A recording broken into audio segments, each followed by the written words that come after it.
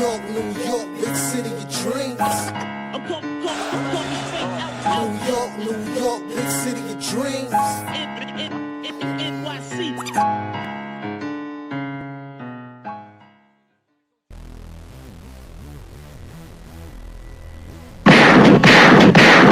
What's going on? This is Jay Ellis from the Nick of Time show. Here to give you that Knicks talk just in the nick of time. And guess what, guys? The Knicks just beat the Heat. No, they did not have Jalen Brunson. No, OG Anunoby didn't play for most of the game. But still, the Knicks still found the way with the bench scoring 75 of the Knicks points. On the days when the Knicks bench is struggling, we had it from everywhere, right? First of all, Karl-Anthony Towns came to play, gave you 39 points, 11 rebounds, and 4 assists. Mikal Bridges had 15 points, 5 assists, and 5 rebounds. Deuce McBride gave you 9 points. Josh Hart had a triple-double, the 16th of his career, 12 points, 10 assists, and 12 rebounds. 24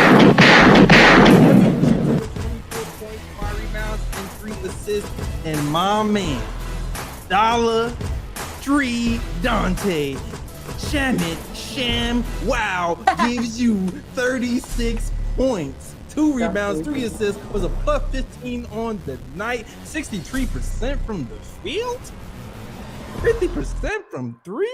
This man was unstoppable, man. I love what I saw today. We're going to talk about it all. The shooting, the defense, cat going off, everything under the gamut. And we're going to talk about Landry Shamet's career night. Before we do, I'm going to introduce you to my peoples. First and foremost, the number one Shamet Hive guy on the team, the Latin assassin, ESPN contributor, posting and toasting contributor, Bleacher Report contributor, my man Lee Escobedo. What's good?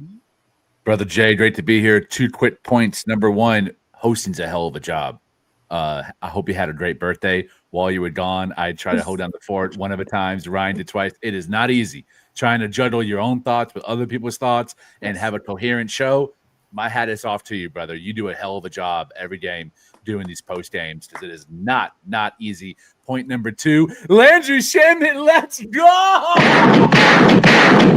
Stop trusty unks. Start my man Shamet. Let's go. Matthews, I'm just saying. Yeah, I appreciate it. Yeah. Yo, I thank y'all for holding it down, and I made the graphics too before the show, so trust me, I'm juggling a lot. All right, all right. Next, we have my man, the stats and the facts. Ryan G in the building. It's always a good thing. It's always a good feeling to beat the Miami Heat. Yes. Knicks had to get their lick back, and they got their lick back, so I'm happy about that. Absolutely. And of course, you already know our ex-AAU coach over here, my girl, B the motivator. What's good, B? Oh, I feel great. Like Ryan said, I love beating the Miami Heat. That's one of the top 3 teams, top of Boston, Philly, but I love me a Miami pack. So let's get to smoking, baby. Let's get to smoking. Let's get to it, man. I don't know, where was all the Landry Shamet haters at? I seen some people hating on Landry Shamet. He was on the channel earlier. I seen it when he had a couple of little minuscule games. I was like, oh, why do we have this guy? We should have had Matthews. But no, I already knew. This guy has a two-way mentality. He has a three-point shooting there. He squares up on defense. He's a guy who can perform under pressure, as Lee always says, and he brought it today. With no Jalen Brunson, with no OG Anunoby, there was a lot of extra minutes going around, and Shamet took advantage of those minutes, shooting 63% from 3 and 63% from the field and 50% from 3. And not only was he shooting the threes, he was taking it to the hole. He was taking it to the bucket. He dunked on Ware. That should have been an and one, guys. He was robbed. He was robbed of his moment. He'll be there anyway. Don't worry. He'll be there anyway. Yeah, so man, congratulations. We got this man for $2 million a year. And he's scoring career high 36 points, filling in for our other guys. So congratulations, Landry Shamet, for the big game of the season. Your Knick moment today was against the Miami Heat in the Cup game. I'm gotta start it off with Lee, who's the biggest Yes. Landry Shamet lover on the channel, man. What are your thoughts on this game? I know you got some love for Landry Shamet. January 10th, 2025, I posted the tweet. My hot take, start Shamet, moved Hart to the bench. Shamet has held his own defensively and would thrive with starter spacing. Hart brings playmaking and pace to the bench unit that needs assisted field goals. That was under Tom Thibodeau. It applied then. It also applies now under Mike Brown. Why did I make that statement? Think about that two-guard role under Tibbs that started back in the day with Reggie Bullock, evolve into Evan Fournier, evolve into Quentin Grimes, evolve into Dante DiVincenzo. They needed someone who can be a relocating three-point shooter, someone who can attack closeouts, someone who can move the ball, has at least a slightly above average dribble to be able to attack to the rim and make plays. To me, I saw Landry Shamet across the force of his career do it with 7 or 8 teams in above average fashion. I said, this is a guy who could start and slot in and some nights just feast 15, 16, 17 points on nothing but catch and shoot threes and attacking closeouts on weak defenders. And what did he do tonight with starters minutes, starters usage, and a starters role? Absolutely dominated when Deuce McBride went to the bench, came in and cooked against the long, lengthy pause defenders from the Miami Heat, guys who are very well disciplined, have great fundamentals defensively, and he's still absolutely cooked on those blitzes, on the double teams. They try to run him off the perimeter. He attacked, went to the hoop. I was surprised at how seamless he was getting to the rim. Didn't know he could do all of that from the two-point line. But damn it, Landry Shamet is our guy on a vet minimum. Leon the Don. Listen, shout out Raw Hebrew. He was right. He is the Don. I was absolutely wrong on that regard. Because you got him and Jordan Clarkson, our 2 bitch pieces on vet minimum. That is crazy good business. Shout out Landry Shamet. You deserve it, brother. I hope this proves that Mike Brown has you in the pecking order at the right place at the right time. Killer points, killer points. B. How you doing, B? I'm great. This was his career high, correct? Career high? Yes, it was. Wait. Lee was most definitely one of the top Landry Shamet vouchers. For good reason, and I absolutely see why. But he was definitely someone that I was like, he has to come back. It was a must. I won't lie. My first reason was mainly based off chemistry, which I felt that when he started realizing I'm in the zone, and he yelled to the crowd like, "Let's go!" Like I was like, that's what we need. We need that type of guy. He knows what it's like to play at the Garden, and he showed up today, and that's exactly what he did. He's a Knick legend after tonight. He was already but he's a Knick legend after tonight. Because yes, I love beating the Miami Heat, and having a game like this versus a very well exposed team is very impressive. And Lee made another vital point. I always knew Landry could shoot. By the way, I noticed that he has now this like little step back, little back. He hit that again today, when he hit it in the last game. I like that move. When he doesn't have a full wide open shot, he'll step back and hit right in your face, a little bit of James Harden to his game. But I didn't realize that he can close out, like he can close and get in the paint like that. So that was where I was really impressed today. Where at this point, yes, if the man has to start, which Mike Brown showed us, a lot of people were questioning that early in the year. Why is Landry starting over this person, that person? This is why man starts over. Not only the offense, we've seen that, but that man, it plays very well defense. There was many times when I've seen him get beat and he gets back immediately. It's not like he's beat and they blow by. He's there. He'll sometimes take the foul because he's hustling and he's getting back. So Landry Shamet, his moment was well deserved. A lot of people question. I hope that you have the answers after today. All great points. Excellent points. All great points. What you got, Ryan? Definitely. Yeah, Shamet was a big pickup, especially on that vet minimum, seeing how he meshed well with the team last season, his performances in the playoffs, especially in the series against the Pacers, where although the Knicks lost that series, he performed really well in that series and showed that Thibs should have definitely gave him more chances throughout the season to come off the bench and stretch out the bench a little bit more. Anytime when you can have guys coming off the bench giving you 36 from Shamet, 24 from Clarkson, like there should be no way you should lose that game. Then on top of that, Josh had a triple-double as well, 12 points, 12 rebounds, 10 assists. When you have guys coming off your bench doing that should be an easy dub for your team. Although the Knicks won this game, the only minor issues I have is the minute distribution, because although yes, I understand no Jalen Brunson. Hold that. I'm gonna get to that. All right. I'm gonna chill it. I'm gonna wait till later. Hold that. We get into that. All hell Landry right now. All hell Landry right now. Yeah, but besides that though, yeah, Landry Shamet had a great game. You know, Lee was right. You could definitely slot him in inside starting lineup and have him play, because he's one of those guys. He's just, you know, you could just plug him in. Doesn't matter the system. He's just a guy. He's like a glue guy. Like, you put him in and he'll adjust to whatever system is being played. And I love this game tonight, because usually Shamet is a 3-point shooter. He doesn't go to the rim often, but he definitely went to the rim very often tonight, and he mixed up his game a lot tonight, and it gave the Heat trouble guarding him. And I mean, to the point where he was throwing double teams at Shamet. I was like, say word, like Shamet's actually getting double teamed? Like, what's going on? So definitely have to give Shamet his props. He played a fantastic game tonight, and I just want to throw in there that, you know, that 2-3 zones effing the Heat up, but but we gonna get to that later as well. Do you guys think, real quick, because of how well he was shooting from the outside, which is why the lane opened for him, and he's so smart that he realized that I could go in too now? Listen, For sure. When we talking about, listen, Ryan talked about system. Listen, Mike Brown has done a great job adjusting and teaching his system, because without Jalen Brunson last season or even a few seasons ago, you cannot fathom the Knicks scoring 140 points in a game without Jalen Brunson, your top scorer. But because of this system, and because how flexible Mike Brown has been with this system, we are able to do that.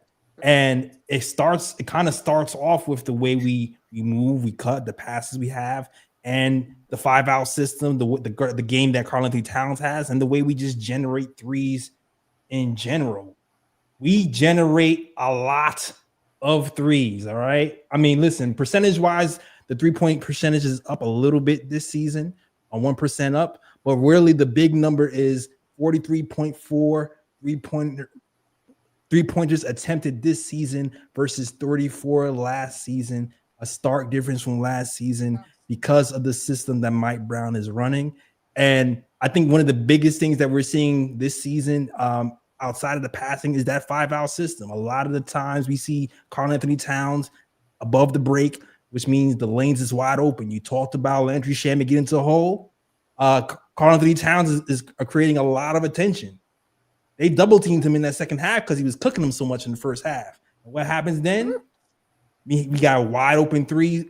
We got wide open lanes. We got Landry Shamet getting to the hole. We got Josh Hart getting to the hole. All of a sudden, you have no Bam Adebayo. We have shots at the rim.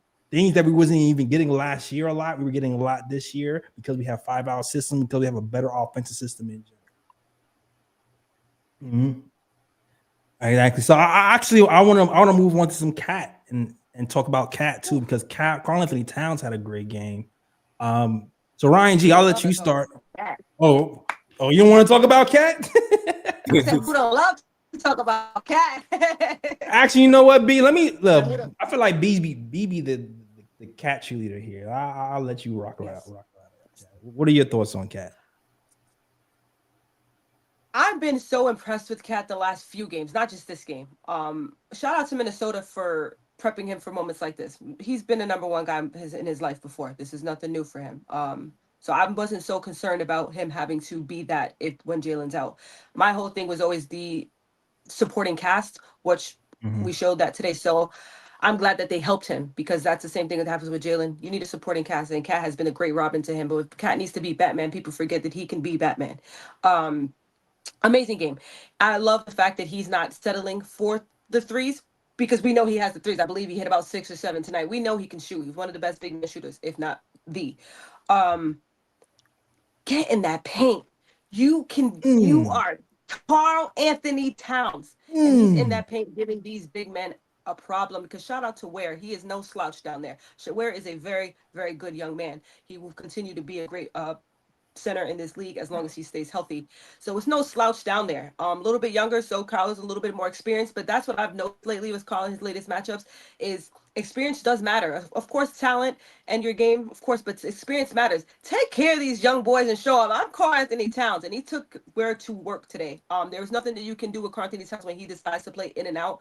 I don't like when he plays out in, when he's settling for the threes, and then he keeps going in and going in and going in. And that was one of my biggest things. I thought he was a little sloppy. I always felt his post game was a little bit sloppy. Lately, it looks more polished. It looks a little bit more polished. It's still, I wish he had better footwork. I would always say that to him. I'm not a big fan of Karl's footwork, but it's the fact that he's getting in there. I know his whistle sucks. I don't like to keep blaming the refs. Please, refs, if one of you are listening, please get that man a whistle.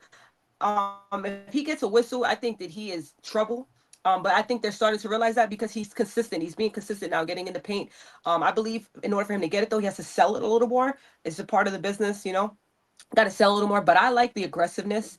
I like the fact that he not only can score, he can rebound, and people keep disrespecting his defense, where the defense is better. Everything's better. Only thing you ever ask for a player is to improve. Nothing's ever going to be perfect. You don't ever want to see a player take back steps. You always want to see them go forward, and that's all I've been seeing Karl Towns do since that Milwaukee game. Sometimes the numbers might not be all in your face. He had that 15-point game last time, but it was still a good game. And then today, amazing start. Let the team finish it off, but if you start like that, that creates open passes for people like Landry Shamet to go off and people like Jordan Clarkson to go off, because now they're not so worried about you, and you need a team, again, like I expressed today, you need a team to win games, and you need a team to win a championship. So shout out to Karl holding it down while Jalen's gonna be gone for some time. Absolutely. I feel like a big reason why the Knicks started to pull away in that third quarter was because how well he played in that first half. Above the big threes were ridiculous. He was hitting shots like the pass to himself when he tried to shoot the ball, it went behind his head. He went to the corner, passed to himself, and then shot the three. That was ridiculous at himself. When he hit that shot, what happened? I think he broke up, B. When he hit that shot, I was like, okay, this is just his night. No, someone made a joke.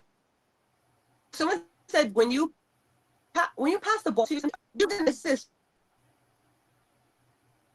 You breaking up, B. Yeah, I think it's on the wrong connection. Yeah, it's on the wrong connection, B. She's in the Matrix. Oh shoot, she's in the Matrix. She's frozen. She frozen. I'm here. Y'all can hear me? Yeah, well, hear you better now. Mm-hmm. Your photo's still frozen though. Yeah. Yeah, your photo's still frozen. Hold on 1 second. All It's right, so hot it warped time and space. I know it happens that time. It happens sometimes.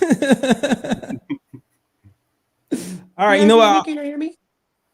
We can hear you. Yeah, we can hear you, but just the camera's just frozen. Yeah, camera's froze up.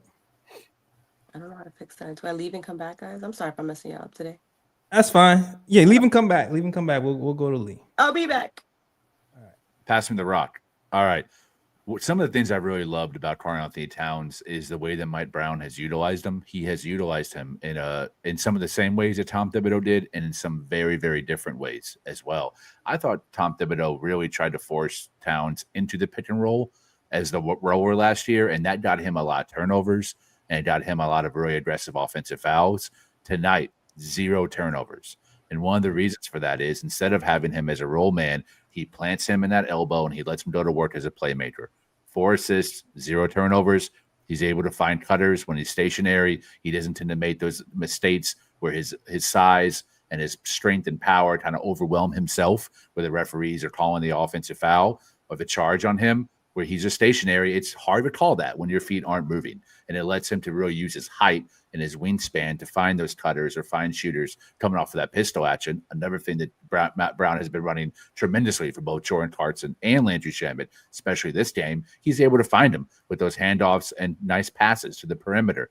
I love the way that he's been used. And again, on the block, the same way that he said, all right, Alatsar, you're not going to put an arm bar on me. All right, Alatsar, you're going to guard me with the shoulder instead of your chest. I'm gonna back you in, get you right where I want you to, where I practice this spin move, hook, or spin move, power dribble, dunk.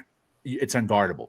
If you don't have Bam Adebayo would have guarded him a lot better than Kel'el Ware. And as B, the motivator, said, Kel'el Ware is a very nice young player. He's probably number 1, number 2 in most improved race this year, having a great season, but he's a young defender, and he still doesn't have the fundamentals down on how to guard someone with mobility like Cat. Cat isn't just like Chet Holmgren when he has the speed and the handle. He also has the size and the broadness, the broad shoulders to be able to abuse you. And if you guard with your shoulder, he's going to use that angle to slip around and get straight to the rim off of that post up. So you have to watch tape and know how he abuses you. And tonight, Kel'el Ware was the latest victim in Karl-Anthony Towns post ups, and he really showed he's a 3-level scorer and a playmaker without Jalen Brunson. And he's right. He did it for how many years? 5, 6 seasons in Minnesota before Jimmy Butler came, and then after Jimmy Butler left, before Ant came. This is who he is. So it's nice to know if there's a playoff series where Jalen Brunson's getting hounded or blitzed or taken out of a game or a long-range defender, we can do the ball at Karl-Anthony Towns and let him go off for 30.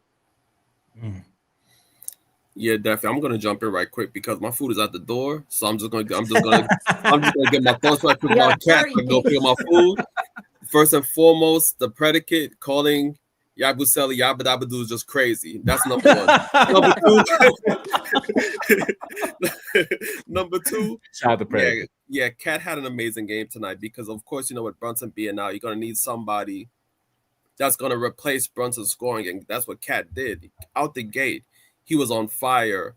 Shooting 14 threes is crazy, but with Cat being the shooter he is, it's acceptable. Although I do think that volume is a bit too high, knowing that Cat's more than just a shooter. He can also go into the post and get baskets that way as well, or take his man off the dribble and drive to the basket. So the shot selection, that could have been tweaked a little bit, but I still believe that Cat had a great game, 39 and 11. You can't really ask much more of him, especially with Brunson being out. And I like the fact that knowing that Brunson was out, he took initiative and was like, you know what, I'm going to carry this team early, and get those points that we need to help propel them over the Heat. Because not only did the Knicks have players out, the Heat had players out as well with Bam Adebayo and Hero not being out. So, Miami fans can't really use that excuse that there was injuries, and that's why the Knicks won the game, because Knicks also had Brunson and OG out. But I was just glad to see Cat take initiative and show that, you know what, even though the captain is out, I'm here. I'll take over that lead scoring. I'll take over the lead scoring, and that's what he did tonight. And you have to give him his props. 11 rebounds as always. He's always good on the boards, and the fact that he have no turnovers, I think that's what really stands out this game, because sometimes Cat can be turnover prone at times. Good point. But tonight, having 0 turnovers along with putting up those numbers is an excellent game from Cat. You have to give him his props. Enjoy that food, Ryan. Word. I'll be right back. I'm just picking it up. I'll be right back. Okay. Go ahead, B. No, I just said he ordered a Landry Shamet, got a 30-piece. But I did want to end with I think a lot of people also forget. Just wanted to throw in the fact of, I shouted out Minnesota, but people forget on a loaded Kentucky team, he was one of the best players on that team. So that's where I'm just glad to see him just be who he is. He's Karl-Anthony Towns, and I think a lot of people, New York holds high expectations. It takes a lot to play here, and he knows that. I think sometimes we forget though, and I'm just glad that I'm just glad he's just showing that he's Karl-Anthony Towns. I think people forget who this man is. He is a walking Hall of Famer. And Hall of Famers have games like this. Jay, I would love your thoughts on this. I feel like removing Karl-Anthony Towns as a role man and pick and roll has allowed Josh Hart and Mikal Bridges to be in that space. 2 guys who are much better playmakers in the short roll. Tonight, you had Mikal Bridges 5 assists, Josh Hart 10 assists. Do you think kind of swapping out and readjusting the spacing so that those 2 are the ones that are operating in that action and be able to find the cutter or find the shooter is helping in both Towns and his turnover rate, as well as the Knicks passing and efficiency rates? Absolutely. Well, Mikal Bridges has already kind of been almost like a point guard for us this year. His passing has already been there. Josh Hart, especially on the break, he's always kind of finding people and distributing well.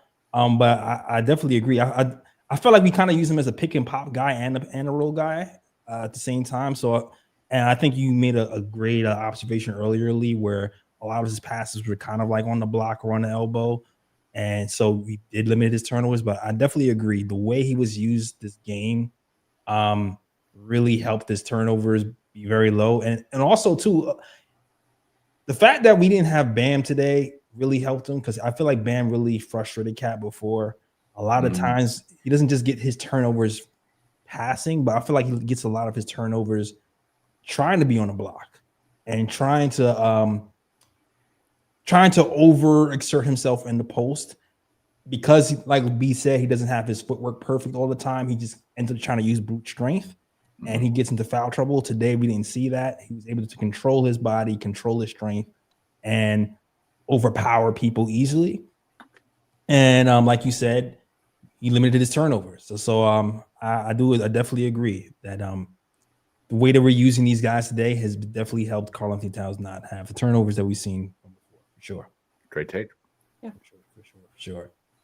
And just the playmaking, and we have a lot of guys who contribute to the playmaking. First of all, I didn't even realize Mikal Bridges had 7 steals. I did. I'm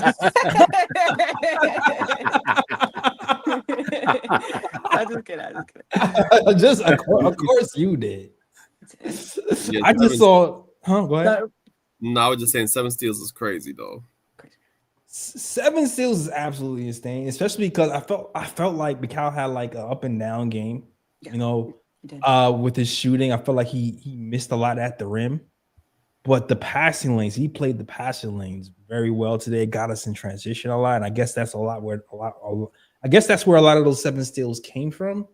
So shout out to Mikal Bridges who had a decent game, but there's so many other people who had good games. You can go down the list. And I'm gonna go Jordan Clarkson. Once again, there was a point where it was like Batman and Robin. Or Robin and Robin, I don't know. Shamet and Clarkson were both taking turns.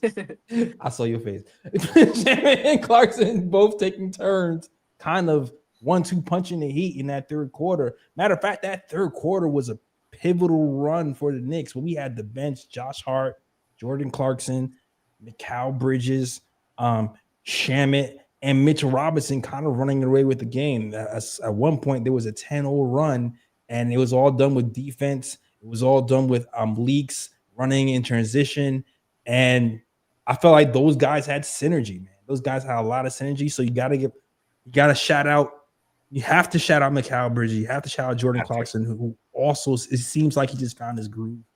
After being the guy who has a reputation for not being efficient, extremely efficient today again. I think I heard the announcer say something like he's shooting like 60% from the field from like last 6 games or something like that. Ooh. But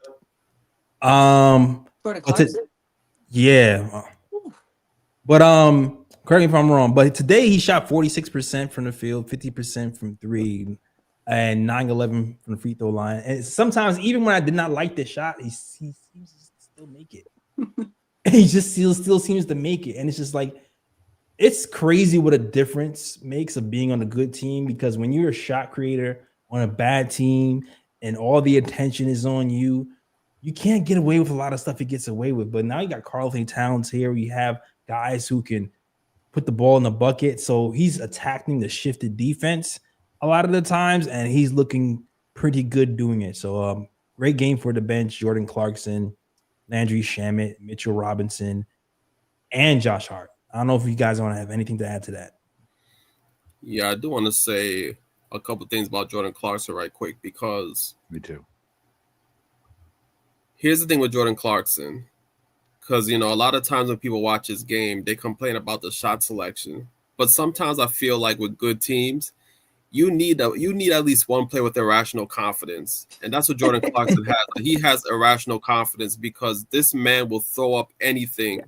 And he's one of those guys who you would call a great bad shot shooter. Like, he throws up bad shots, but they go in a lot of times. So, but yeah, I think also seeing that Brunson I think Jordan Clarkson also took it upon himself to be like, you know what, I got to step my game up too and help this team get buckets. And that's exactly what he did. And also think that, speaking of that third quarter when the Knicks made the run, and they played that 2-3 zone, which pretty much messed up the Heat towards the end of that quarter, and they were able to get turnovers and things of that nature to increase the lead. And I think that pretty much sealed the game right there, because the Heat never really caught up from that point.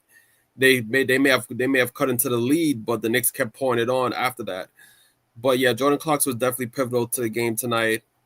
He definitely stepped up, and this is what the Knicks need to do. When your captain is out, when your guy who gives you 27 night is out, other guys have to step up. It's a team effort, and that's exactly what they did tonight. And Jordan Clarkson was one of those guys that stepped up and had a great game tonight. I want to add on to that. First of all, shout out Kareem Grant, $2 super chat. Keep this same energy, Sham, Hart, and Clarkson, exclamation point. Absolutely agree, brother. We had dynamic trio off the bench. But in terms of Jordan Clarkson, Jay had a talk. I mean, how many times in the last 2 seasons, Jay, did I say we should go trade for Jordan Clarkson? I was like, I ain't like that. I don't like Clarkson. I did not disagree then, and I don't disagree now with your counterpoints on why we should not have one after him and cobble together a Hart contract or a Mitch contract to match his previous 12-point-something million. I agree with you. On this vet minimum, though, man, I'm telling you, if Clarkson goes off, I think we win every single game that he goes off on, because his points are the icing on top of the foundation that we have offensively. Emotion, space. It's all bonus points. And what I love about him, it's not just the fact that he is one of the few guys on this roster who would create off a dribble. I would count Bridges, Cat, Brunson, and some of the time Hart. When Hart's in the mid-range, he didn't create off a dribble. But Jordan Clarkson, all 3 levels. He's got something in his bag. And it really doesn't – there's no defender in bursts that can stop him. Nobody.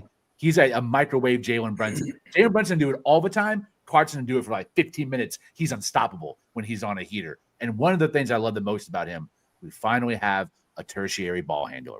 We have someone else that come into the game and not turn the ball over, who's a good dribbler, who's a good passer, who's a good playmaker when he wants to be, and can create a shot out of traffic when the defense collapses, against a zone, against a man, against a big, against a switch, on a ball hawk small guard. It doesn't matter, because his combination of handle, IQ, and cocky confidence, he can drop 2 points, 3 points on anybody. I love that about him, because if you look at the way the championship teams are built nowadays, Jay, most of them have 3 guards on the court in closing time, but can all handle the rock, all pass and find teammates, and score at 3 levels. You think about OKC, you think about Denver, you think about Dallas when they were a contender, Boston Celtics, they all had that, and now the Knicks have that too. It's a wonderful feeling. To finish off on that, I'm glad that you did make those points, Lee, because a lot of people keep saying that that's not why they wanted to start Jordan Clarkson, his lack of facilitation. And I'm like, do you guys watch him play? It's because, yes, he will take those shots first. He's a shooter, shoot. And I would always emphasize that that's his game. And trying to take away from someone's game is going to not make them play their game. So I will never take the ball out of Jordan Clarkson's hand. If you want to shoot it, bro. It's cool. Because 9 out of 10 times it might go in. But I'm glad you did point the fact of the Jalen Brunson comparison, because they're both guards that, if they want to pass the ball, they can. They can. They're good passers. So I think a lot of people just got to watch Jordan Clarkson a little closely outside of the shooting. He is actually a really decent facilitator. He can actually it's sometimes, because he's so erratic, it looks like a bad pass, but the fact that he looks for it sometimes, I think a lot of people don't seem to notice that. So that's one thing I did notice today. He will look. And there was a lot of times where I saw him find the cutter, look in the post for Towns, and go to spots where if he couldn't get a shot, this was a better place to be instead of over there, versus just staying stuck. He would never stay stuck. That's one thing I like. He's like a yo-yo. He won't stay there. He's going to keep moving the ball or whiff the ball. So there's some stuff that is, you guys already spoke on it. We know Jordan Clarkson is going to shoot the ball. That's no shocker to me. But I think a lot of people who do should pay a little bit closer attention to his facilitation, and his passing, because he is actually pretty decent. Yep. Yeah, sneaky good passer. Also, who's been a good passer for us this game, Josh Hart, triple-double machine. Listen, history. Yeah, and it's funny.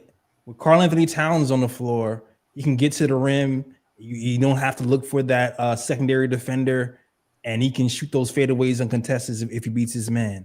Well, what surprised me today was how effective he was when he was running with Mitch in his second unit. Because that's when the spacing is a little smaller, and you have to kind of maneuver a little bit more. But the defense and the way that we ran, I felt like all the good things about Josh Hart's game was kind of accented with that second unit, because the way we were getting stops and the way we were running. Josh Hart running in the fast break is probably the best Josh Hart you're going to get on this Knicks. Yep. And we got to see a lot of that. And I feel like that's why we had a lot of assists and a lot of great moments for this team. And I think he had a phenomenal game. Another triple-double for Josh Hart. I think he passed somebody on the Knicks for 16th. He passed last year. He passed someone last year. No, he tied somebody. He tied it. Okay. He tied somebody today for 16th on the list as far as the amount of triple doubles. And we might see. I'm curious to see what these minutes look like moving forward. We might see more minutes from Josh Hart. Yeah. We might see more minutes from Landry Shamet. But I'm also kind of curious to see what you guys think about the minutes distribution. I'll start with Ryan. Actually, Ryan was ready to go. I'll start with Ryan actually, because when I'm looking at these minutes, and correct me if I'm wrong, as far as process, as far as the offense, as far as playmaking and our principles,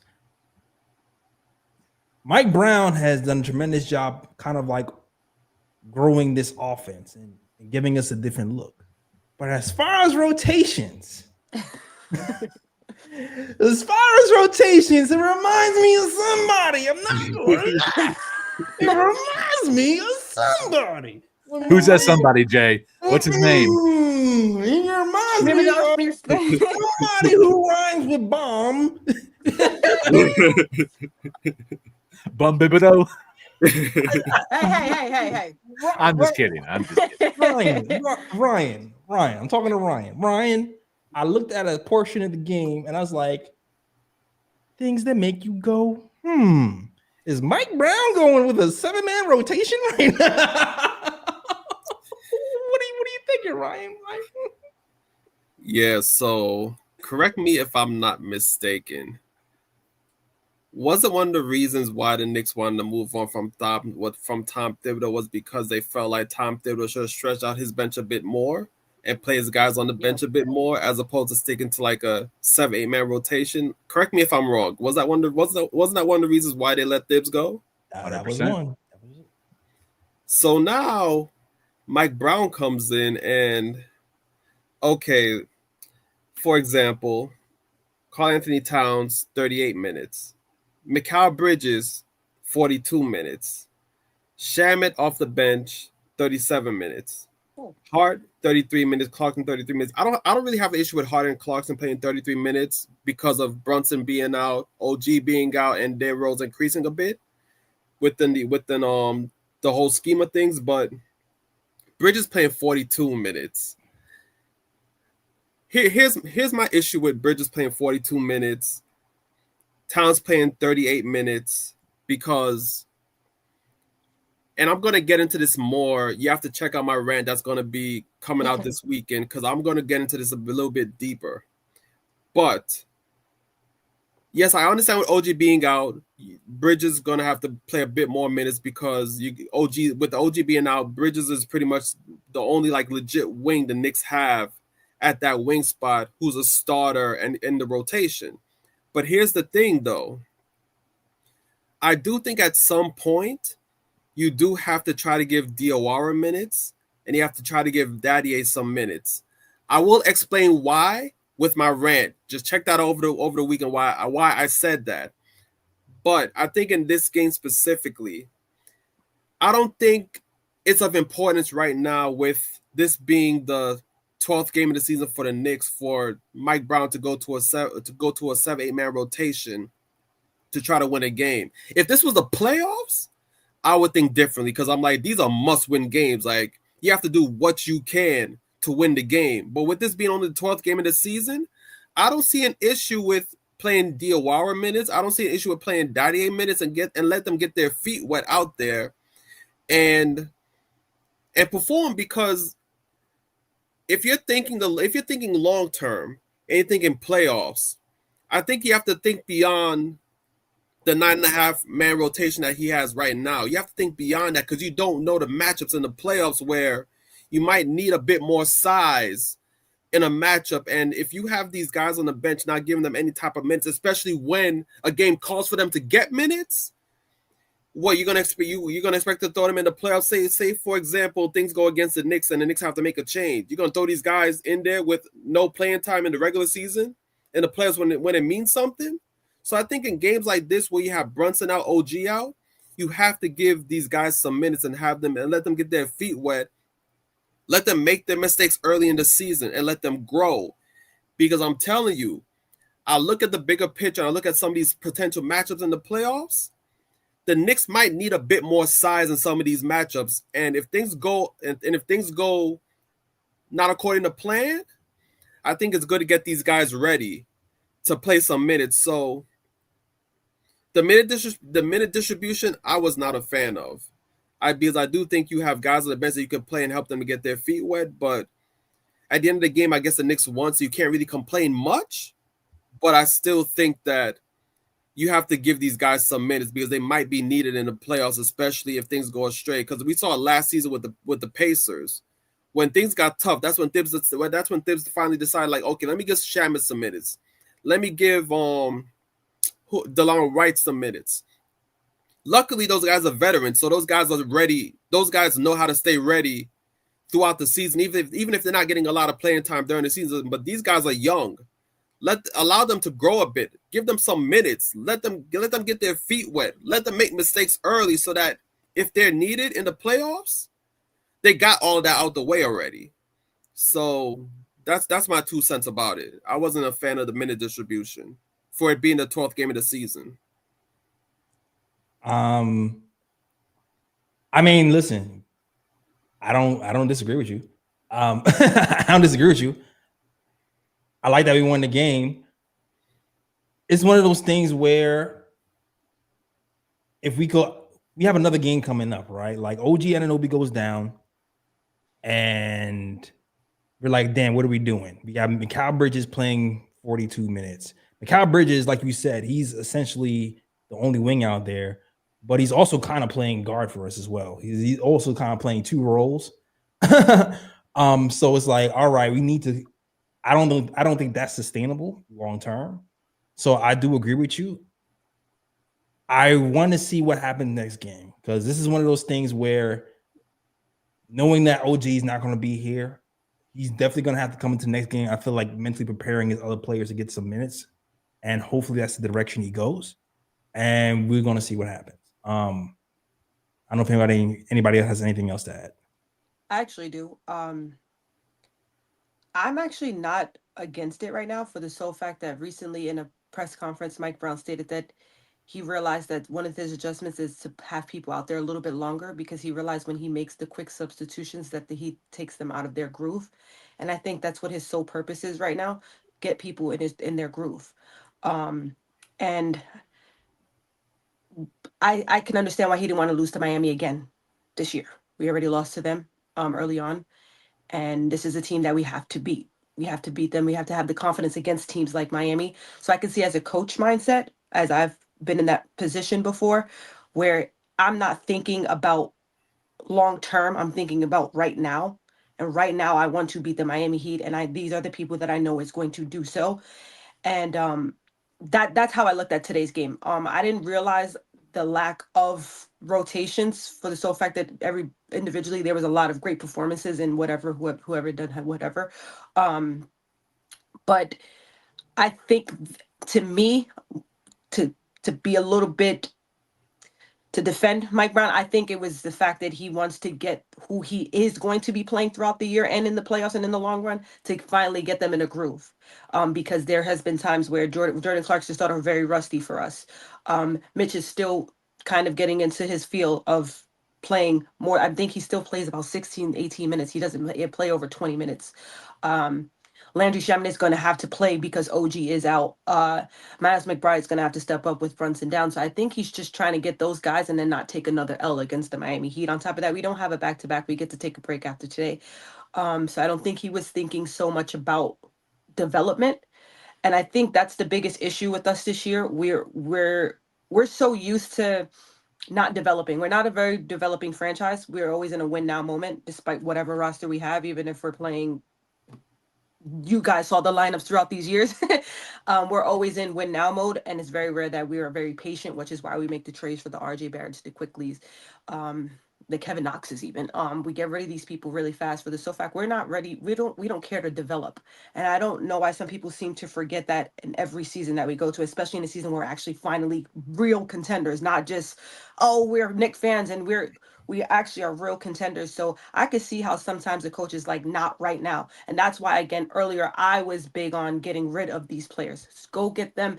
I like them so much that I believe that if you were in another franchise, that you will be able to play and you will be able to develop your game. But I just don't see how you could do with us right now because we have so many veterans. We have guys on big, heavy contracts as well. And we want to win a championship. So I don't see where we have room for mistakes, especially dropping another game to the Miami Heat. I wasn't going to be okay with that at all tonight. So I could see that type of mindset. But on the other end, as a fan, yes, I would love to have guys that are ready just in case, because we already noticed the just in case when Jalen goes down and when OG goes down, what the heck are we going to do outside of what we already have? Because now what if Landry gets into foul trouble? Right. We need the Diawara. What if Jalen Brunson, what if Jordan Clarkson or Miles McBride gets an issue? It'd be nice if Tyler Cooler continues to, get into his bag.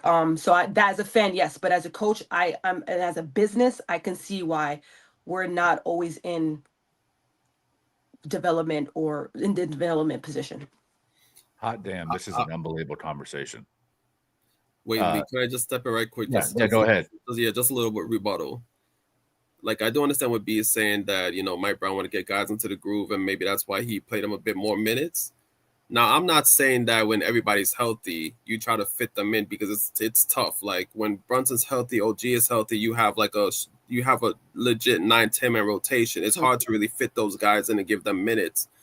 All I'm trying to say is that there was an opening tonight because you had Brunson out, you had OG out. That's two guys in your rotation, and those are two major pieces in your rotation as well that are out. So it's like, since the opening is there, why not give them some playing time and help them get their feet wet? But also understand what B's saying as well. Like, if Mike Brown's mindset is to, let me get these guys into the groove more, let me play them extended minutes, things of that nature, then I can understand, why Mike Brown would do that. I was just saying that with the opening there, why not give them some playing time, help make them get their feet wet? Absolutely. I believe when we did start off, he made the comment though when we started off very rusty. We were on a 3-game losing streak, and in the beginning, I don't know if you guys remember the first couple games, he was taking people in and out. There was 10, 11, 12. We were playing a lot of guys, and I think he sat back and watched film a little bit and realized that I'm making substitutions way too quick, taking someone out their groove, or not allowing these players that are playing to play through their mistakes. So I think that's where he came that. But I trust me, Ryan, I understand as a fan. I would love to see DRR unleash. Huck Porty is also a big question mark to me. I have no idea where Huck Porty has been. I would love to see Huck Porty get some minutes. I'm gonna chime in. My mind changed back and forth as both you guys were talking, wondering who opinion I side more with. I think I'm gonna take a different approach. If you look at the two teams that went to the championship last year in the OKC Thunder and the Indiana Pacers, both of them were fairly similar rosters as us. They had a lot of guys around that 6'4", 6'5" range. If you think about a Wiggins or a Caruso or Lou Dort, and then on Indiana side, a Benedict Mathurin, he was injured, but he's still on the roster, or Nimhard or TJ McConnell. Neither team had a ton of huge wings, and both only had one guy off the bench that was in the rotation in the finals that was over 6'5". That was Kenrich Williams for OKC and Obi Toppin for the Indiana Pacers. So when I look at that and I parallel, this is what success looks like in the NBA in recent memory. How do the Knicks reflect that? Everything comes down to Gerson Yabusele.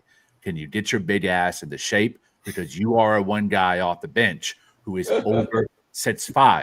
So to me, the necessity of Diawara or Patom Dadie and speeding their progress and their development can be paused if Gerson can actually fulfill the role that we need him to, and tonight was another showing that Mike Brown probably doesn't trust him to do that just yet. Because even when OG and Anunoby goes down, you still only play 6 minutes. Granted, you were +5 in those 6 minutes, but you only took 1-3 in that short span of time, and you had 0 rebounds. I need you to show me game tape that in a microcosm and sample size of what you bring to the game, you can fill it up with efficiency and all the different metrics that if you were given a 15-minute game or a 20-minute game. So for us to be successful, not have to make a trade or force a first or second-year player to be now in the rotation, Yabusele more than anyone needs to show that he can be the wing, especially with OG Anunoby out, that can step in and be a part of the rotation and earn more minutes.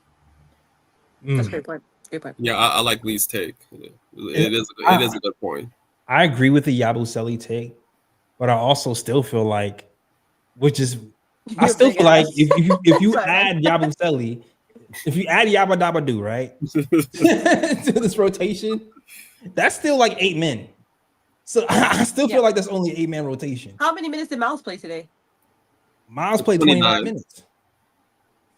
This is what I'm saying. So I still feel like there's still enough time somewhere to get it from somewhere. Yeah. Whether it be Kolick or Diawara, I still feel like, or according. Fully healthy, it's a 9-man rotation, not 8. If you have Yabusele, Hart, Clarkson, and Deuce off the bench, that's a 9-man rotation with Mitch starting. Fully healthy. Yeah. You need Yabu to be that 9th man. If Yabu plays significant minutes, that'd be Yabu, Jordan, Josh, Landry, Deuce, Mikal, Mitch, Karl-Anthony Towns. That's 8. Jalen. That's 8 today. Oh, because OG's injured. I thought you said fully healthy. No, I'm talking about today. I'm talking about today. I'm talking about today and moving forward. Because today, maybe today Mike Brown is going, I didn't mentally prepare my rookies or Diawara or Kolick to play. Maybe Kolick knew he wasn't going to play earlier. I'm kind of shocked Kolick didn't play at all, to be honest with you. But maybe he was like, maybe he didn't want to spring it to them on them today because, like B said, we lost to the Miami Heat already, and we're in the thick of it. And sometimes that competitive nature gets the best of you, and you're just like, I just want to beat this team today, right now. But depending on how long these guys are injured, I would hope that we're not going 7 or 8 for these next 5 or 6 or 7 or 8 games. I would hope that at some point we give Diawara like 5 or 10 minutes so we can spell these guys, because I don't want Mikal Bridges playing 42 minutes. No. With the roster we have, the additional piece does not need to be a guard, which is why I don't think Tyler Kolick needs to be in the rotation right now. It needs to be one of Patome Dadier or Diawara. Patome has shown me nothing that he's ready for this moment. Diawara has. I think Diawara has shown that he also has a live dribble.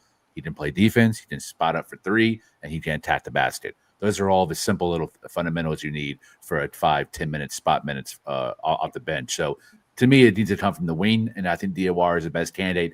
Now, I don't think that's an issue in the playoffs unless Yabusele shows that he's going to stay Yabba Dabba Doo in Bedrock, then we really need to make a trade and bring someone in to replace him.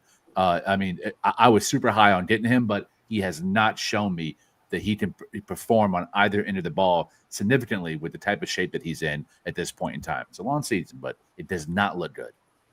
Gotta lose the BBL. Got to. He hit a 3 today. He did. Love the break. All right. So I know we talked about Jalen Brunson being down. We started Deuce McBride.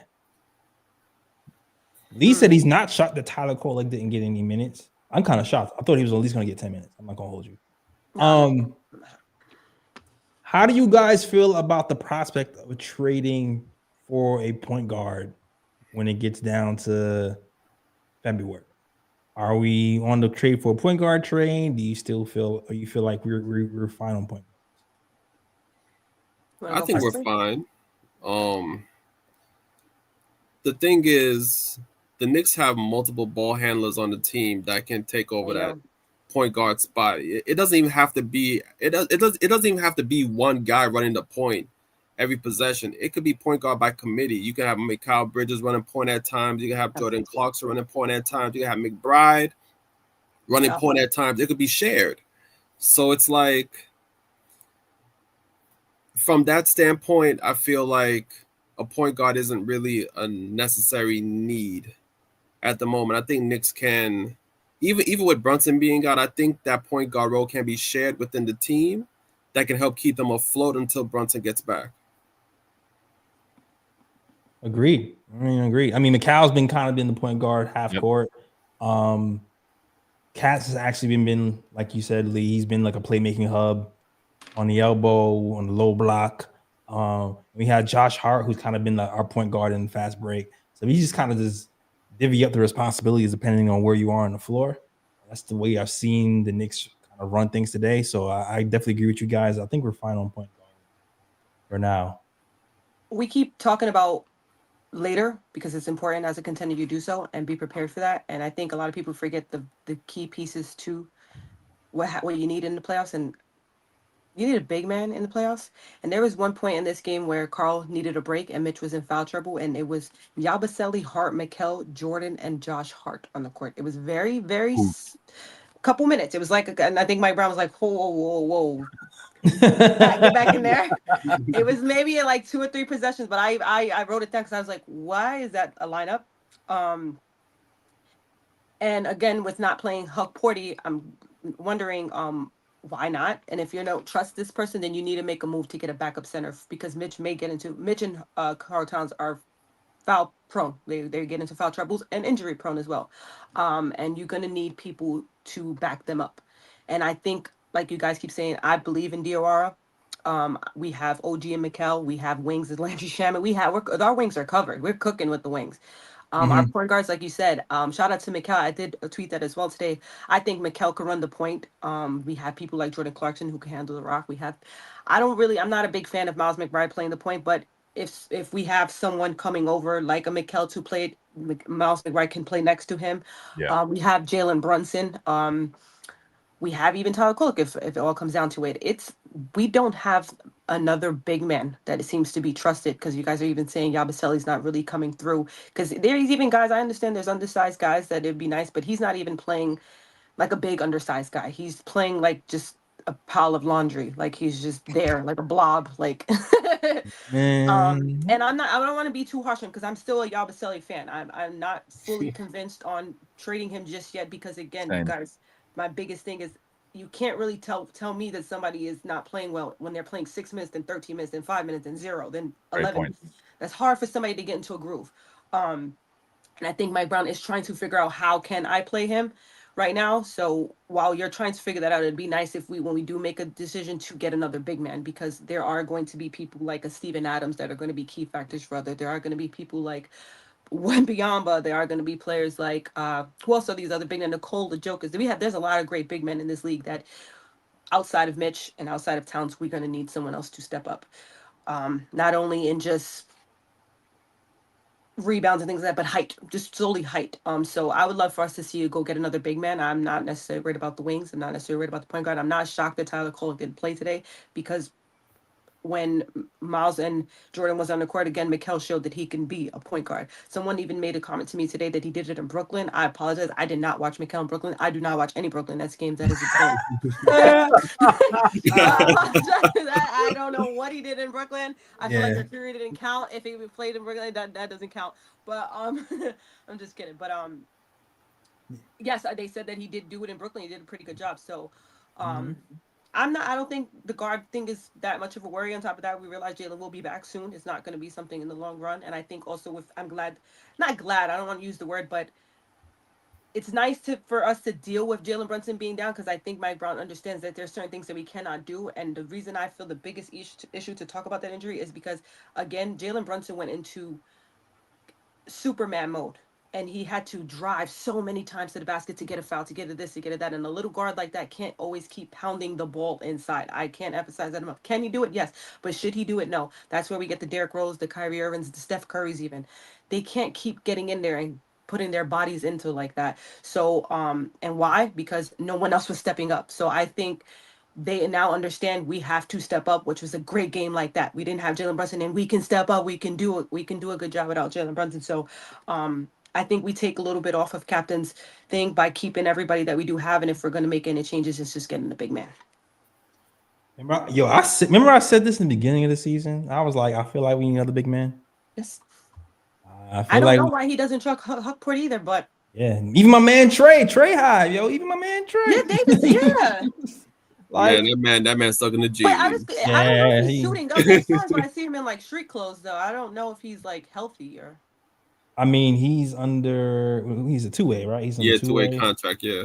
So he can only play 50 games or so, I believe, according to Dexter. Works like that? Yeah, so he's not going to be available every single game, but yeah. So maybe they just decided, oh, we don't need you this game because you can only play 50-something games, so we'll hold you out now.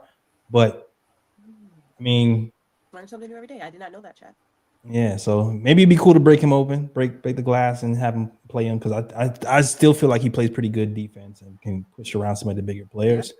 But yeah, getting a big in the offseason at the trade deadline might be something we take a look at. Or someone like Arbuselli, who theoretically was supposed to be a wing and a big. The idea was for him to be able to play with 3, 4, and the 5. Mike Brown reiterated this. You can tell that was part of the thinking of Leon Rose in constructing this roster with the minimum cap space he had and flexibility. And Yabu is not playing well at the 3, 4, or 5. So I think if they do sign someone, it's not going to be a traditional like Tavon Looney type or Clint Capella type, who I know B loves. I think it's going to be someone who can play the 5 and the 4, and maybe in pinch situations a little bit of 3, but at least space the floor at the 4 or the 5. Yeah, I don't see him fast enough to even play the 3. I just wish Josh Hart was 6'8". God.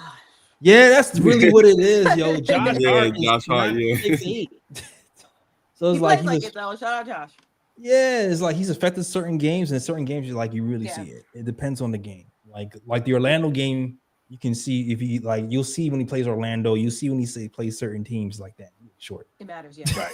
Special. Even Jalen Brunson though, like. Right.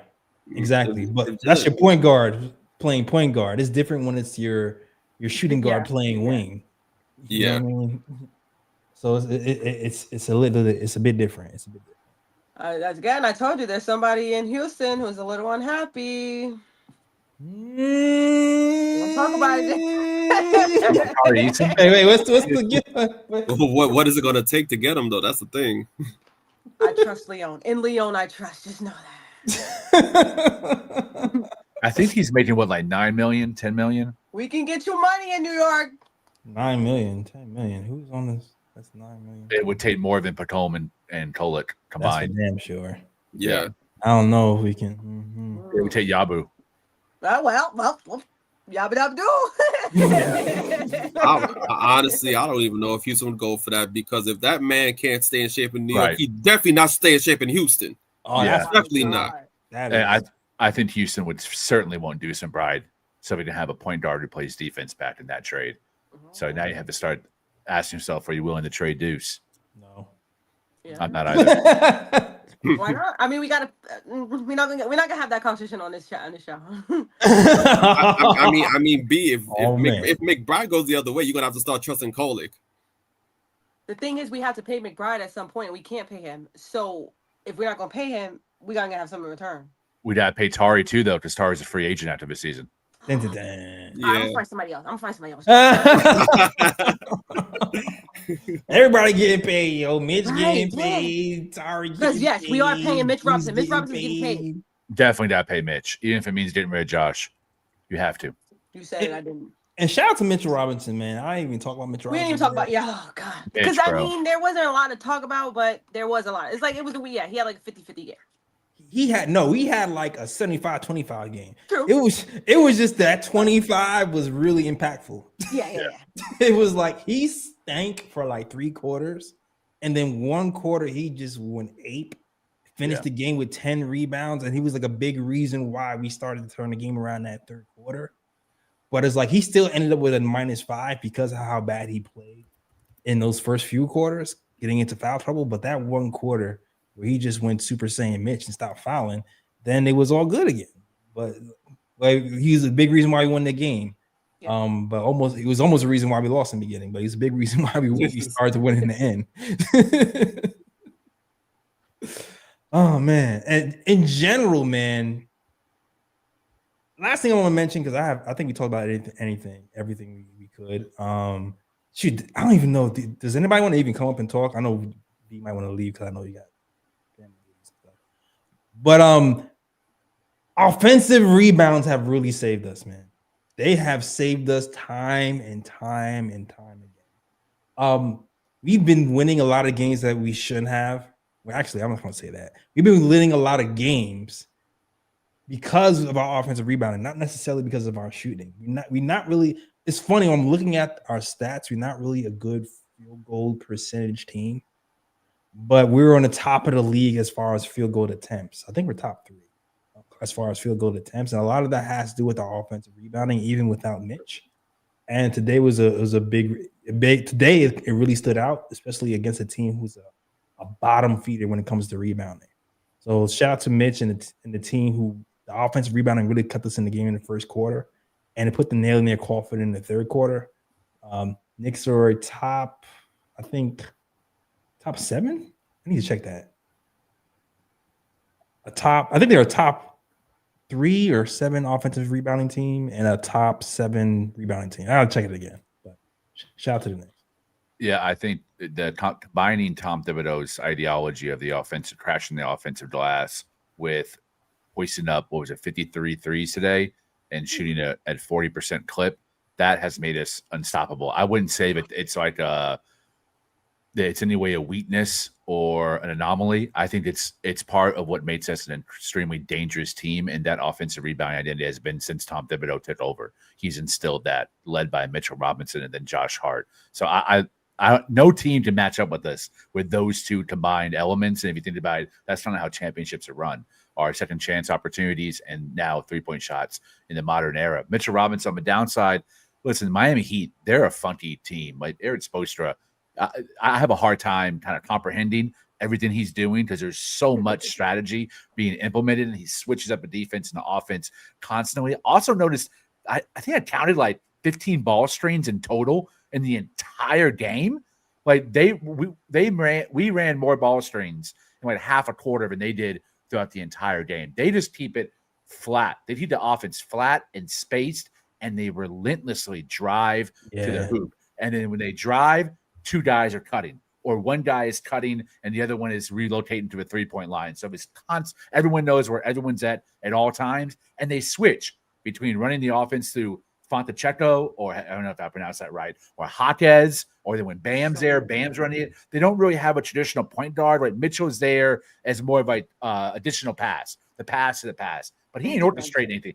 He can table set, but he's not being used in that way. They're a point guard by committee, which I think the Knicks are adapting a little bit of that too now with Brunson gone. But they set very few ball screens, and that keeps Mitch confused. I think Mitch got lost by not having to come up and switch or know that he was going to have a defender pick and roll because they didn't run. They barely ran any pick and roll. So I think he was a little bit like, who am I supposed to be guarding right now? And that led to some of the fouling when guys would start driving, especially Wiggins, who was unbelievable driving to the rim today, as well as the shooting and dribble penetration of I was a bum from Toronto, Norman Powell. He's not necessarily not a bum, but he's definitely not a bum. He's not amazing. But he's got better year over year. But I think that being dynamic and very unpredictable offensively really threw Mitchell Robinson for a loop. And I give it to Eric Spoelstra, man. I mean, ball strains are at an all-time high from every team. So to be a team is like not using them that often is wild, and still be successful with their winning record. Man, my hat's off to him. He's an unbelievable coach. One of my favorites, even though he's in Miami. Yeah, it's kind of frustrating to watch too, because you're just like, how in the hell are they going to the foul line again? And it's like they're doing it off of missed. They're doing this off of like made free throws. That's like the crazy part. It's like make a free throw, Jaquez will go full length, and then it's an and one. It's like what is happening right now? You know, it's so crazy that you said I didn't pay attention to their screening, but it's so funny that you said that to know that fact, and they don't stop moving though. Right. Correct. So this is very impressive. Yep. It's odd. Really, really good observation about Lee. Yeah, definitely. I did want to go ahead. I'm so sorry. Go ahead, Ryan. No. Because I know the topic of conversation was Mitchell Robinson. I just want to throw out some stats right quick regarding Mitch. So yeah, Mitch is currently on top. He's currently leading in offensive rebounds per game with 5.4 and contested offensive rebounds at 4.4. So it just goes to show that even if you block out Mitch, he's still coming out with an offensive rebound. That's not stopping him from getting that board. Yeah. And how many minutes played too, by the way, Ryan? Because that's where that stat gets a little crazy too. Yeah, minutes per game is 16.6 minutes per game right now. That's great. That's ridiculous. That is. But yeah, to finish with Mitch, but I wanted to say quick was there was an earlier show I said this week was his presence wasn't fully felt yet because he was just coming back, but I feel his presence was very much felt despite the foul trouble and despite the stupid screens. Yeah. There was times that yes, again, Andrew Wiggins and even Norman Powell, and they have so many people that even I think it was Kwame, they were trying to drive, and there was times where they had to put it back at least 4, 5, 6 times just simply because Mitch was just there in the way. So shout out to Mitch being also a presence in the paint as well. Our Wayne's OG and Mikal knows how to do it, but OG and Hart, they need to watch tape of how Wiggins just constantly cuts to the basket. He is relentless. He never stops cutting. It makes an offensive guys who are kind of like that whole roster is like slightly above average. When Bam's out and Hero's out, it's a bunch of like almost average players. But Spoelstra gets the most out of them because he has them constant running, constantly relocating, and constantly cutting off ball. It makes for a really difficult offense to guard, especially when there's no strings being set, because you really have to keep your eye on your man. Yep. Absolutely. All good points. All good points. Anybody want to say anything else before we get to what? Bro picks? We have bro picks? I definitely have a bro. Yeah, I got bro picks. Oh, shoot. All right, let's get to it. I think we said everything we had to say. Now it's hold on. Let me see. Hold on. Now it's time for the other part of the show, the bruh picks. All right. Bruh picks are usually something stupid, dumb, idiotic that you want to point out and say it's something stupid and this is dumb and this is idiotic. And because it's all that, you gotta give it bruh. The bruh. All right. So Ryan, wait, hold on. How many bruh picks you got, Ryan? I got like 4. All right. I'm gonna let B go because I'm pretty sure B got like 1. Yeah, I just got my 1. All right. And of course it has to go to the LA Clippers. They gave away Norman Powell to get Bradley Beal. And Bradley Beal is now out for the season. And Norman Powell just kicked our ass. Norman Powell's not only did he kick our ass, he's having a great year on top of the year that he showed the Clippers that you should keep me.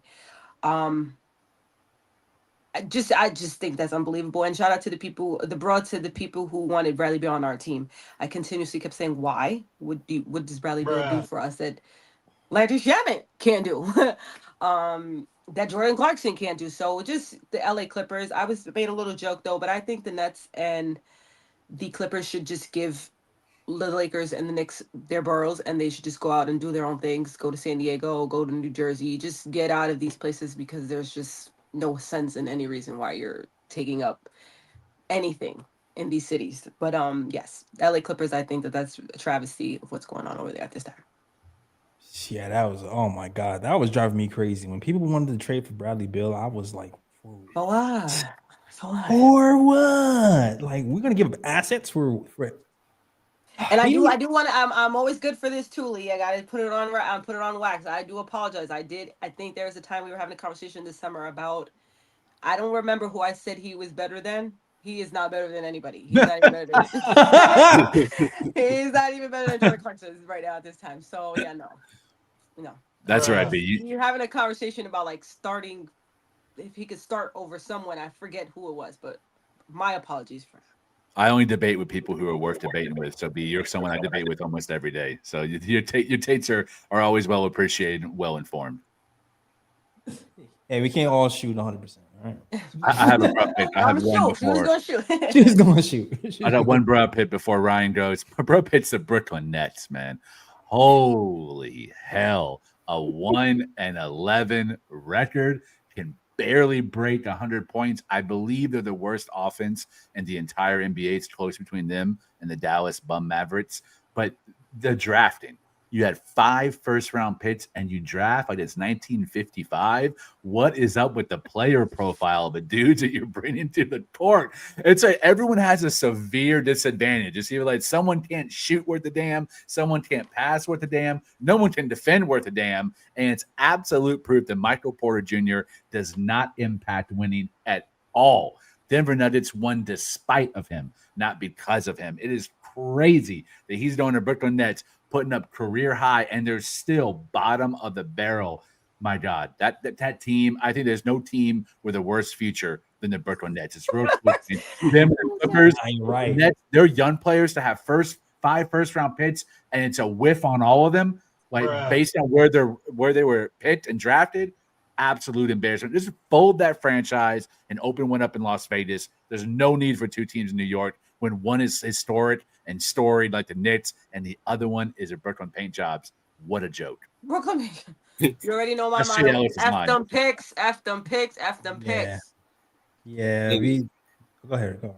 No, all I was gonna say is that, like, when I saw the trade go down where Michael Porter Jr. went to the Nets and Cam Johnson went to the Nuggets, I was like, I already knew. I was like, yeah, that's a heist right there, because I was like, Cam Johnson actually impacts winning. Like, he's a player that you can just plug in and he's gonna do his job. He's gonna shoot the 3. He's gonna play defense. Michael Porter Jr. all he is really a chuck. Like, he doesn't really impact winning like that. Now he's with the Nets and you see it for yourself. Like, you know what's crazy is that Cam Johnson's actually played like absolute ass this season. He's shooting like 23%, and they're still winning.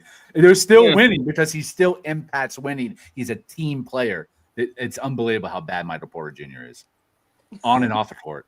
It's also unbelievable to team him up with somebody like Cam Thomas. 2 black holes. Yeah. I'm for it, man. Hey, whenever you want to kick the Nets while they're down, I'm for it. Right, so.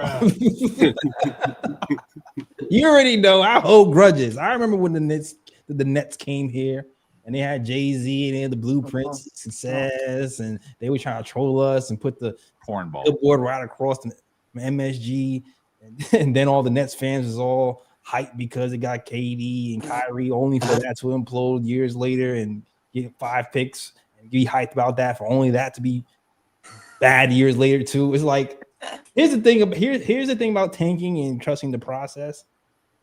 The process doesn't work if your GM sucks. Yeah.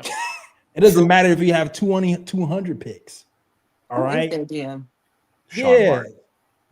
Who? Sean Martz. Oh my God. Yeah, it's like if you can't draft, it doesn't matter how many picks you get. You're still going to suck. When you can't tell your GM apart from your lottery pick, you're not drafting well. You look exactly the same. And to be real about it, I think the Nets would have been better off if those 5 picks came in next year's draft, because next year's draft has a wealth of talent coming out. So I think the Nets would have served better if those 5 picks came next year, not this year. Right. I don't know. This was a great draft, and somehow they bombed on all 5 picks, and this was an excellent draft. Right. No, this draft was good, though. All I heard for years was how good this draft was going to be. It was. It is. It is. Live. Yeah, every week is like a new rookie. You're wrong. Don't get me wrong. It's a good draft, but I'm saying that the way they're touting next year's draft and the players they got coming out next season, it's like, maybe you would have been better off waiting for those. Well, be better off like trying to push those 5 picks to the following draft. But still, whiffing on 5 first-round picks, like not even the worst of GMs can whiff on 5 first-round picks. Like, you got to hit on something. Yeah. They're their defense still got to give them time, but it's looking all right, they're really, really good at being really sucky. All right. Load the clip, Ryan. Yeah, go ahead, Ryan.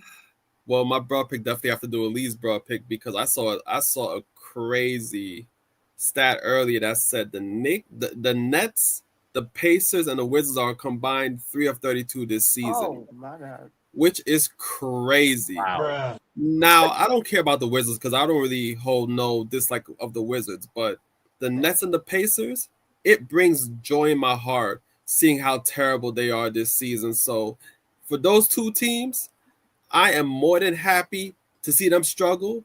I'm more than happy to see them take L's, and I'm just more than happy to see their fans suffer. So Nets and Pacers, keep up the good work. However, real quick, Pacers don't. I don't want them to end up with a good pick though. That's the bad part, but it's nice to see after what they did to us. Yeah, exactly. It's still nice to see, but yeah, that's the bad part. They're gonna get a good pick, and then they have Halliburton coming back, and it's like, oh damn, here we go. But man, we don't think that far. Right now, it's right. You're right. Yeah, exactly. We're thinking about now. I don't know. Miles Turner leaving was a big deal. That was big. It was. You're right. Yeah. I don't know if they can recover from that, but we'll see. Like, even if they get a good pick, it might take years, but we'll see. Good point. True. Mm-hmm.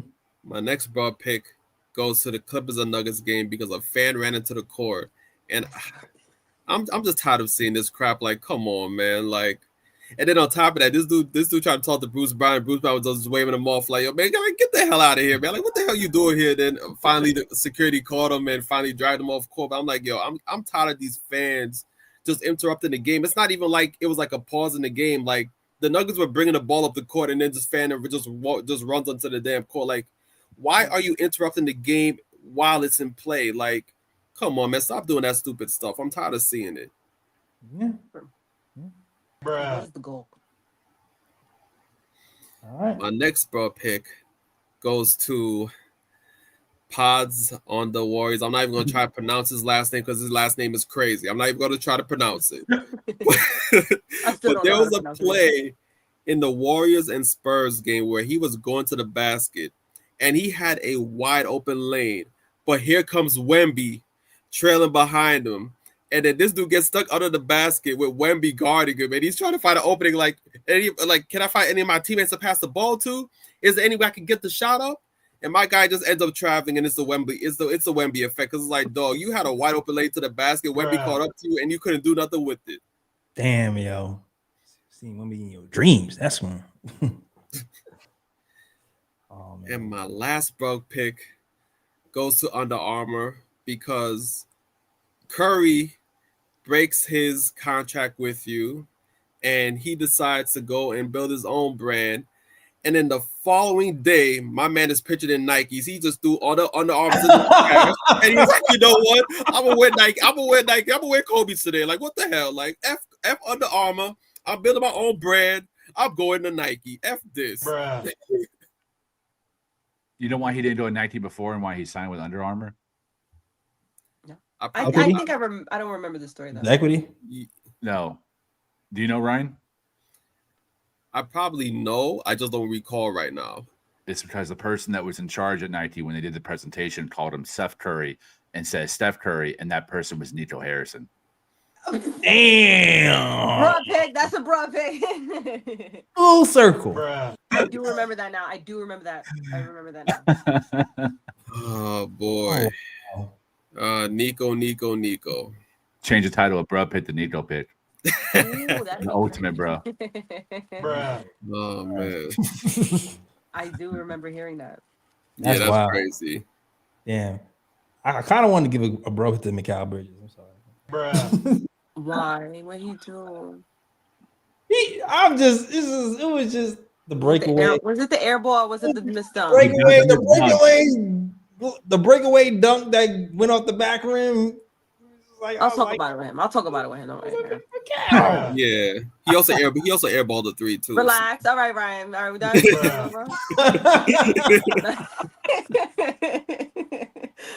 All right, not around Mikal's it's so lawyer, funny guys. because the people know I love him so much, and I was dying laughing because as soon as it happened, I looked down at my phone. I had 4 text messages from like 4 different people, and I'm like, "All right, guys, like I." That's funny, but yeah, small bro from Mikal. No, yeah, he had that was wide open, and it was really good steal too. Yeah. Yeah, it was really good, but still, bruh. Right. Who do you play next and when? Miami again? Yeah, again. In Miami. Miami again? Yeah. Yep. I wanted to play them with Brunson. All right. Me too. Damn. That's all right. I feel like we're going to see him in the playoffs. Yeah, we'll see him. Maybe. All right, and that's Sunday? Yeah, I believe so. Sunday. Let me make sure. I think it's Sunday. Okay. All right. Well, Miami Heat. And we played this team 4 times this year. Yeah, we usually do. So we don't get them like after these 3. Oh wait, my fault. It's Monday. So we're off all weekend. Yeah, off all weekend. Yeah, the game's Monday. Travel to Miami. No clubbing. Oh shoot. Yeah, please no clubbing. Yeah, none of that Joakim Noah business, please. All right. Okay. All right, yo. I like this.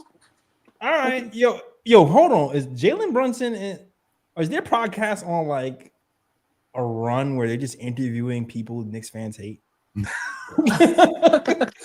Who did they recently have?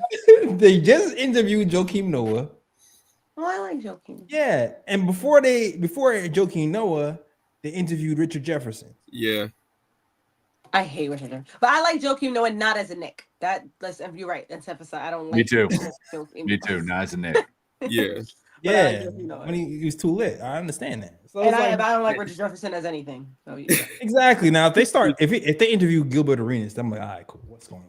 Jerome Kane, come on down. Oh, you know, matter of fact, thank you for reminding me. Another bro pick. Because Gilbert Arenas and Kwame Brown feud is just hilarious. But it is hilarious. But recently, Kwame Brown, I don't know if it was a podcast or it was his own stream, whatever the case may be. But this guy came out and talked about how he was talking about how he performed well with the Wizards against the Miami Heat in the playoffs, and saying how he averaged 10 and 9 that season. And I think that same season, Tyson Chandler got a $60 million contract. He was only averaging 5 points and 5 rebounds, something crazy like that. Gilbert Arenas checked every single stat and found out this man was lying out of his ass because that season they did not play Miami in the playoffs. I forgot what team they played. I think it was Philly, if I remember correctly, but they played another team in the playoffs. It was Philly. That series, he was not killing. He had one game where he had 13 and 9 in that series, and the other 2 games he was complete ass that series. Again, that season, he did not average no 10 and 9. That was the season before. That season, he averaged 7 and 4. And I'm just like, you're just here fabricating all these lies, making you seem like you're better than you were in the NBA. And I'm like, why can't you not just accept it? You were straight booty cheeks in the NBA. Like, just accept it. Booty meat. Just he was Yabusele in the NBA. Damn. Too far. Booty butt. Okay. But I'm just like, man, just accept that you was buns in the NBA. You stayed in the NBA 10 plus years. That's an accomplishment. Although you were buns, just be happy with that. You don't have to fabricate stories making you look greater than you were, because come on, you got people like we can easily fact check these and be like, oh, lie number 1, lie number 2, lie number 3. Like, come on, man. Like we got to be better. We got to be better. Take accountability and just realize that, because trust me, Gil is annoying as hell. But at least with Gil, Gil was a baller when he was in the NBA. It's just that he was just stupid with some of the things he did, and injury that just derailed his career. But yeah, come on, Kwame, like come on, man, like just take accountability. Just accept that you weren't that great, and don't fabricate stories, man. Just stick to this. Just stick to the facts. Just stick to the facts. No, he said no. I don't want to do that. But and it's fine. If Paul Pierce is ever on that show, Josh Hart or Jalen Brunson could get traded. And I would never trade Jalen Brunson, but if he brought Paul Pierce on there, Josh Hart should get traded. That's it. Josh's gonna have to go. Oh man! All right, yo, that's the show. Thank you guys for watching.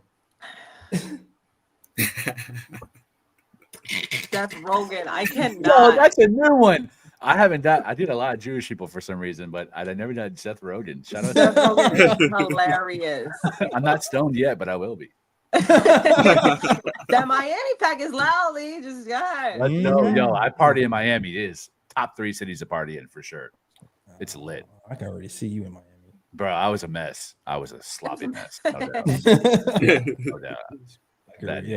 Yo, shout and congratulations to Ryan G, who was on House of Highlights. Killing these dudes, all right? Killing debates. about Steph Bill Curry. Murray. They are Bill Murray. Oh, I see man. Aaron Hernandez leave, but whatever. We No. Oh, damn. No. Aaron Hernandez. Oh, Jeez. man. I remember the first time she said that, I almost swallowed my tongue, man. I was like, what? Yo, what? A murderer. Oh, shit. Damn. That's an inside joke, chat. It's an inside joke. I'm running Yes, with Bill. let's get out of here. We got Miami again. Yeah. All right, let's Yeah, wrap it shout up. out Ryan G. Yeah, we joking too much. All right, that's the show. Thank you guys so much. Prayers to OG, by the way. Hopefully he's back. Oh my gosh, prayers to OG And Brunson. and Brunson. Brunson is day to day. So they really literally any day now. They don't know when he's gonna come back. They said if it's his pain, it depends on his pain tolerance. I don't care about your pain, dude. Just get 100% healthy. Yes. We don't Agreed. need you rushing back. We're scoring 140 points. We'll be all right. Come back when you can. All right. Just be 100%. OG, hamstring. It's a little scary. I'm not going to lie. Hamstrings are not, something to play with. Those does seem like those nagging injury types, which is why I do feel like we might have to like spoon speed Diawara some minutes. I'm cool with that. Just to see how that goes. All right. But that is the show. Thank you guys for watching. Lee, let them know they can find you, man. Don't worry about me. Go follow my main man, Ryan G, at Ryan G KOT. Let me tell you something, man. I've learned so much about leadership from Jay Ellis, so much about the game of basketball from B and Ebony, but I have learned the most about how to be a good human and a good teammate from Ryan G, the only person I've ever watched podcast tape on to better myself as a podcast co-host and someone who I think has made me a great all-around person, a more calmer person, and a better representative of a KOT brand. Ryan G is a true intellectual and a very kind friend and a very smart basketball mind and just the most even-keeled person on the show and in indie basketball YouTube. And the chemistry between him and Jay Ellis is exactly why I wanted to join the show, because I wanted to be a part of it. They felt like two brothers hanging out after a game, talking ball, and I wanted to be a part of that. And I'm so thankful that I am. Ryan G, thank you so much for everything you taught me, brother. I'm so happy to see you get your flowers. Well-deserved. And you are still my dad's favorite person on this panel. He loves your takes more than even my own. So that's a lot, man. I love you, dude. And I'm glad to see you get these opportunities for House of Highlights. You deserve it. Hell yeah. Yeah, thank you, Lee. I appreciate it. It was definitely a great opportunity. It was a whole lot of fun. I got to meet some cool people and just, debating basketball, although it had to do with the Warriors, I just had to, just dig up some stats. And of course, it went off of memory as well, watching the Warriors and things of that nature. It was really fun. Like, I definitely enjoyed it. And, I definitely got to, shout out the Knick of Time show, because the Knick of Time show gave me the platform, for me to even have that opportunity to begin with. So, definitely got to shout out Jay Ellis, for bringing me on board in the beginning, putting faith in me to, perform well on the podcast. And of course, Lee, I already told you, man, like, your growth has been crazy since first coming on the KOT show. And I'm very proud of you, man. And of course, B, Rookie of the Year, definitely impressed with B so far. So yeah, man, I'm just grateful for everything. Man, when people were saying I should stop doing this show, I just think about, damn, if I stopped doing it, I would have never met Lee, or never met Ebony, or never met B. People wouldn't be on Dexter, wouldn't be a House of Highlights. So it's like, Facts. man, I'm gonna stop for what? Met Ian, I met, man, stop him. Kyle O'Quinn Kyle O'Quinn last year, bro. Like, come on. Legend. Legend Kyle O'Quinn. Everybody, especially the OG quality. They know how much you was Kyle O'Quinn's stands on the show. So he had a good season on the Knicks. That's a fact. That was what I got. Definitely. I was mad when he left, but I get it. Yeah. You sucked. Yeah, he's a big man I could use right now on this team, but we're not gonna let's get out of here. Not for real though. Now we could definitely use them on this team. Definitely some defense and some passing. Look, you and Doug McDermott's 1-2 passing punch. I remember that. Yeah. They had great chemistry. For sure. All right. You'll be let them know they can find you, B. Yes. Real quick, Lee, I wanted to give a shout out to Lee because Lee's always giving his flowers. I enjoy people like that. It's not a lot of people who show love. So shout out to Lee, just always showing love, giving people their flowers, giving people their praises. And just shout out to you guys for, keep working with me, believing in me, and giving me the opportunity. Because again, being a girl, even though I'm a girl's girl, I mean, even though I'm a tomboy and stuff like that, a lot of my girls do not know anything about anything, and they don't want to talk about anything like this. So it's nice to have my brothers here and be able to discuss basketball, because I love basketball. So if you love basketball too, yes, Sporty Spice, SPORTY, that's where you can find me, guys. All right. Yeah, salute to Lee, man. Call it Lee the Connector. Love y'all. All right. Ryan G, let me know they can find you, sir. You can find me on Twitter at RyanGKOT. You can also find me on Instagram at Sir G is chillin'. Sir G is chilling. That's SIR. G is CHILLIN. All right. Find us at the KOT Show on Twitter, the Knick of Time Show on Instagram, and the Knick of Time Show on Facebook as well. SoundCloud, iTunes, Google Play, Stitcher, all that noise. I promise I'm getting back on TikTok. I promise. It's a process, though. It is. It's a process. Changing all these things to StreamYard and all this. It's a process to learning all this stuff. Trust me. All right. But behind this, it's funny because podcasting and streaming is more than podcasting and streaming. It's like stuff. It's like it's a lot. Emotion. It's like editing. It's like you get into this because you're like, I like basketball. And it's like, oh, there's a whole other side of it that you need to do to get things running. So it's a process. I thank you guys for being part of the process. All right. Of course. That is the show. Thank you guys for watching. Come visit us on Monday. Yeah. And as always, hold on, I was messing this up. There we go. Shout out to Worldwide. By the way, Jay, Lee even tried to do your beatbox. He tried. He really did. He tried. I did try to do the beatbox. Yeah, I failed miserably. I didn't want to leave Ryan hanging though. I did peep that. I giggled. I giggled. It wasn't quite Jay Ellis, but it was all right though. It could pass. It was parts. Oh my gosh. I was like, that was hilarious. All right, as always. Shout out to Worldwide West. Everywhere we go, we leave a worldwide mess. I heard that part too. It's a mess out here in these Knicks streets. Oh my God, yes.